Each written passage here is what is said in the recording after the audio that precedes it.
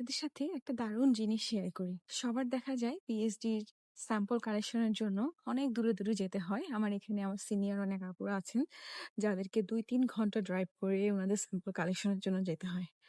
কিন্তু আল্লাহর রহমতে আমি অনেক বেশি লাকি যে আমার স্যাম্পলটা আমার এই ক্যাম্পাসের ভিতরেই এবং আমার একদম ল্যাবের যে বিল্ডিংটা, ল্যাবের একদম অপোজিট সাইডেই আমার স্যাম্পলগুলা পাওয়া যায়। তো আমি আজকে দেখাবো আমি কোথা থেকে আমার স্যাম্পল কালেক্ট করি। ওখানে যে বিল্ডিংটা দেখা যাচ্ছে ওখানে হচ্ছে আমার ল্যাব। আর জাস্ট এই রাস্তার এই পাশে এখান থেকে আমি আমার স্যাম্পল কালেক্ট করি। চলুন আপনাদেরকে দেখাই আমি কি স্যাম্পল কালেক্ট করি।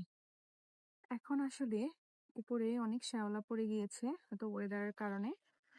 তাছাড়া আমি দেখাতাম যে আমার স্যাম্পলটা আমি এই জায়গা থেকেই কালেক্ট করি। আমি যেহেতু ফিশ নিয়ে কাজ করি এবং এটা হচ্ছে একটা ক্রিক। এখানে এই ফিশটা এত বেশি অ্যাভেলেবল এবং এরা খুব একদম উপরের লেয়ারেই থাকে। যার কারণে উপর থেকে যদিও আমি দেখি তাহলে এই ফিশগুলোকে আমি দেখতে পাই।